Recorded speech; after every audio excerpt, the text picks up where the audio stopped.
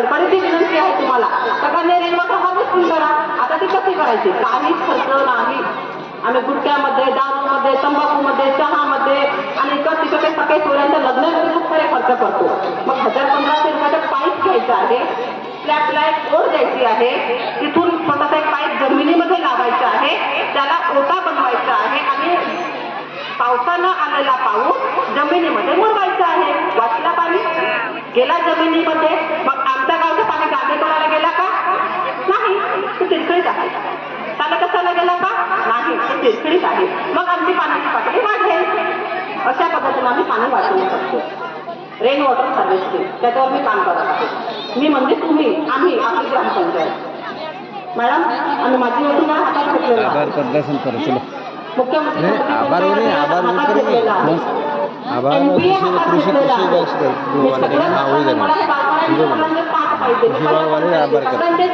बनत आहे. स्लॅबला एक ओढा द्या एका बाजूला, ज्या बाजूने पाणी खाली पडत आहे त्याला एक पाईप लावा, खाली रेन वॉटर करा. खर्च काहीच नाही. 1500-2005 घ्या बस, त्याच्यावर तर काहीच खर्च नाही आहे. वाचला पाणी. आता मृदा वाचवायची आहे. मृदा कशी वाचवायची? आता बोले ठाकूरकरांनी म्हटलं बसा 2 मिनिट बसा. जनावर आणि जनता, आपण त्याबद्दलच बोलू. जमिनीची सुपीकता वाढवून ठेवणे ही सुद्धा काळाची गरज आहे. आज मला तरी वाटतं आज गावामध्ये 2 पेशंट कॅन्सरचे निघायचे, आता घरोघरी 1 पेशंट कॅन्सरचा निघणार आहे. बसा ना 2 मिनिट, गर्दी आहे ना तोपर्यंत होते. बसा बसा. कमी करा, जेवढं जमेल तेवढं मातीचं संरक्षण करा. त्याच्यामध्ये रासायनिक खतांचा वापर कमी करा. ऑर्गॅनिक शेती करण्याचा प्रयत्न करा. घरी आम्ही आले, बेगरे, टमाटर, मिरची हे सगळं लावतो आम्ही. हे सगळं लावताना आम्ही केमिकल वापरायचं नसते. तेव्हाच आमची मृदा वाचून राहील, त्याची सुपीकता वाचून राहील आणि त्यातून येणारा जो खाद्यपदार्थ आहे तो आमच्या शरीरासाठी चांगलं होईल. आणि आज का आम्हाला 1 एकरावर 50 कट्टे 40 कट्टे धान्य नाही झालं तरी 30 कट्ट्यामध्ये आम्ही खुश राहू. पण त्या 10 कट्ट्याच्या वरचा जो आम्हाला खर्च आमच्या आरोग्यावर लागणार आहे तो आमचा वाचेल आणि आम्ही सुखी होऊ. आमची येणारी पिढी सुखी होईल. जंगलतोड खूप प्रमाणात वाढलेली आहे. लाकूड तोडी थांबवणे काळाची गरज आहे. त्याच पद्धतीने लाकूड तोडी थांबवायची सुद्धा आहे, वृक्ष लागवायची सुद्धा आहे. प्रत्येक घरी जेवढे व्यक्ती जेवढ्यांच्या नावाचे वृक्ष लावा, वृक्षारोपण करा. प्रत्येक वाढजेवणा वाढदिवसाचा झाड लावा.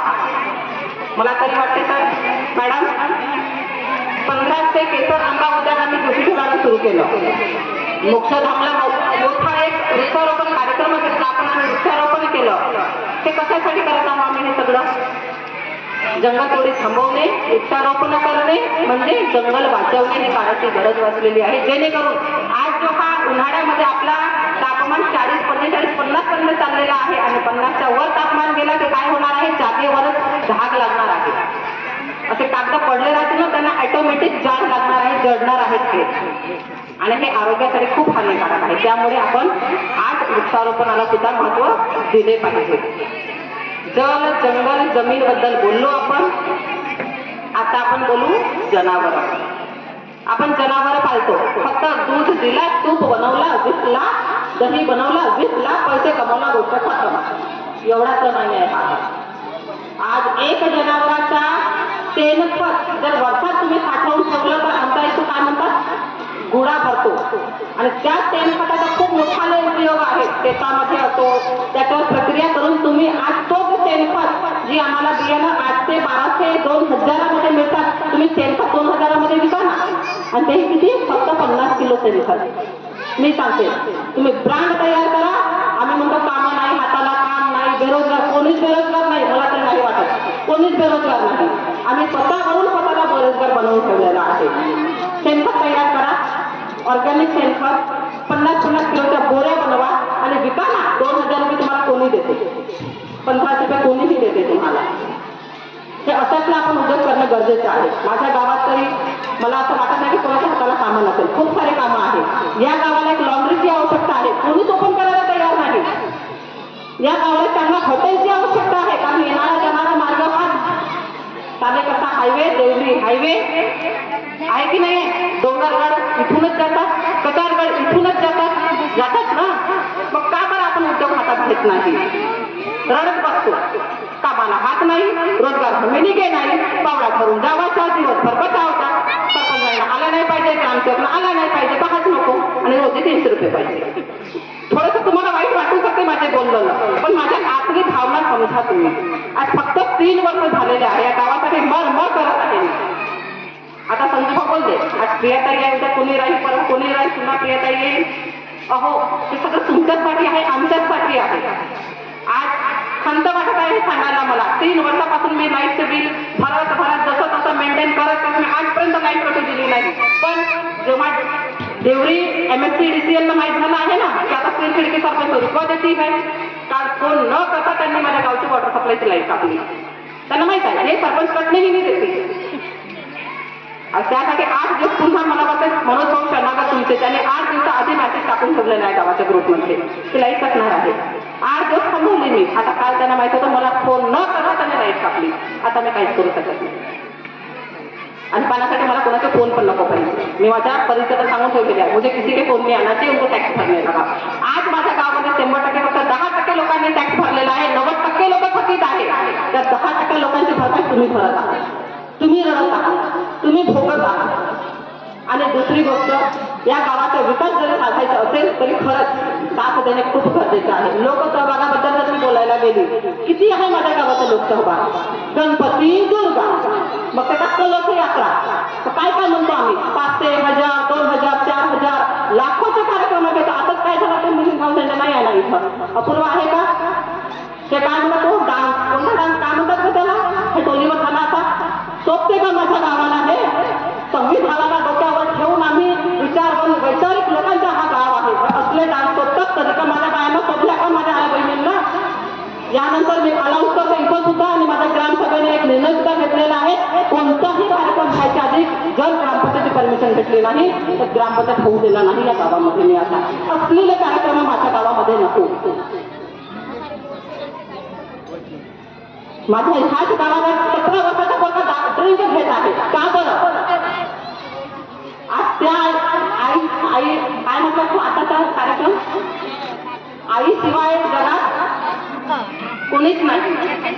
त्या आईने तुम्हाला म्हटलं का पेणार आहे दारू पेणार? चांगला माझा तब्येत सुधार तुझी. गुटखा एक खाणं बरं का करायचं? 10 रुपये देतो ना तुला रोजचे म्हणते का ती आई? लंग लंग लागते ती आई. शेतामध्ये जाते मोरी पकडून फिरताना ती आई आम्हाला काय दिसली की ती बेशुद्ध पडली. तिचा जीव गेला आमचं पालन पोषण करण्यामध्ये. ती आई आपल्या मुलाला खांद्यावर घेऊन शाळेत घेऊन चालली. ती आई जोपर्यंत मुलगा चालत नाही जाऊन आपल्या गोदीमध्ये घेऊन फिरवते. आम्ही काय देतो त्या आई? स्वतःचं चारित्र्य हनन करतो, अल्कोहोल पितो, नशा करतो. कठोर वाणीत जर का माझे शब्द तुम्हाला चुभत असतील तरी सुद्धा माझे कडकडचे निर्णय, माझ्या हातात जोपर्यंत सत्ता आहे तोपर्यंत मी या गावाला सुधारण्याचा पूर्ण प्रयत्न करेन. त्यानंतर मी तुमच्या मागे राहणार आहे. आज तुम्हीच मला समोर केलं आहे. तुमच्याच दयाने, तुमच्याच प्रेमाने मी समोर आलेली आहे. आता फक्त तुमच्या साथची आवश्यकता आहे. आणि महत्वाचं बोलायला गेलं तर आता आपण लोकसहभागाकडे वळू. जे लोकसहभाग ज्या ठिकाणी लाभायला पाहिजे, जसं हे काय मृदा व जलसंधारण विभाग. मॅडम, मला तरी वाटतं तुमच्या या अभियानाच्या माध्यमाने या गावामध्ये आपल्या जास्तीत जास्त टक्क्यामध्ये वृक्षारोपण झालं पाहिजे, वॉटर हार्वेस्टिंग व्हायला पाहिजे, गाळमुक्त तलाव हा कार्यक्रम झाला पाहिजे. हे सगळं शासन कुठपर्यंत आम्हाला पैसा देणार आहे? आमदार खासदार हे आम्हाला एवढे पैसे देणार नाही आहे. 4दा माझे फोन केले आमदाराला खासदाराला, दिले का त्यांनी? आमिष देतात, मंचावर येतात, मोठाले भाषण ठोकतात, निघून जातात. मग हे दे दूंगा म्हटलं की संपला त्यांचा काम.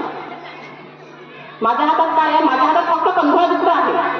आणि 15 वित्तात तुमचं लाईट, बिजली, पाणी, या गावाची सुरक्षा, स्वच्छता हे सगळं राखणं त्याची गरज आहे. शाळेकडे लक्ष देणे आहे, आरोग्याकडे लक्ष देणे आहे. हे सगळं करताना मोठे कार्यक्रम आहे तेथून करता येत नाही. आणि त्यासाठी आम्हाला जर आपल्या गावाला समोर वाढवायचं आहे, आज माझं गाव माझी वसुंधरा अभियानामध्ये पार्टिसिपेशन आहे, माझ्या गावाच्या मुख्यमंत्री समृद्धी अभियानामध्ये पार्टिसिपेशन आहे. आणि या चिन्ह जर आपण डोळ्यात घेतलं तर खरंच हा गाव मागेही तालुक्यामध्ये फर्स्ट आलेला आहे, तुमच्या माझ्या नव्हे जिल्ह्यामध्ये फर्स्ट आहे. आणि आता पुन्हा मुख्यमंत्री समृद्धीमध्ये सुद्धा हा गाव पोहोचतील. फक्त तुमची साथ असेल तर आणि त्याच अभियानाच्या पैशाने आम्ही या गावाचे उद्धार करू शकतो. तोपर्यंत आम्हाला स्वतःची वर्गणी स्वतःचा लोकसभा करून आम्हाला एक आम्हाला साथ द्यायचं आहे. तर आज एक रांगोळी स्पर्धा असो, पेंटिंग स्पर्धा असो, डान्स स्पर्धा असो, सगळ्यांनी एकच संदेश दिलेला आहे. जल जंगल जमीन जनता जनावर जनता, हे एकच संदेश दिलेला आहे. पृथ्वी वायू अग्नी आकाश याच्यावर सगळ्यांनी संदेश दिलेला आहे. त्यासाठी खरंच मला तुमच्या सगळ्यांवर अभिमान आहे. शाळेमध्ये एक चांगली सुरुवात झालेली आहे. Nisarg Rahangale sir, Jadhav sir, Rathod sir, More madam, Patle madam सगळ्यांचे मी अभिनंदन करायला पाहिजे. ही शाळा जी 3 वर्ष आधी कशी होती आणि 4 वर्षात ही शाळेची कायाकल्प झालेली आहे. आज विद्यार्थ्यांमध्ये टॉस लागलेला आहे. हे स्वतःहून विद्यार्थ्यांनी केलेलं आहे. हे सगळं विद्यार्थ्यांनी केलेलं आहे. फक्त त्यांना छोटासा गाईडलाईनची आवश्यकता आहे आणि खरंच अभिनंदन करावं वाटते मला हे शाळेचं इथं. तर यानंतर आपण अध्यक्ष भाषण शेवटी संपतच आहे. मला वाटतं आपण फक्त वृक्षारोपण विसरलो होतो मॅडम. तर आपण लगेच वृक्षारोपणचा कार्यक्रम घेऊ आणि त्यानंतर तुमच्या सगळ्यांसाठी आमच्या सगळ्यांसाठी अल्पहाराची व्यवस्था केलेली आहे. सगळ्यांनी अल्पहार करावा आणि मगच इथून घरी जा.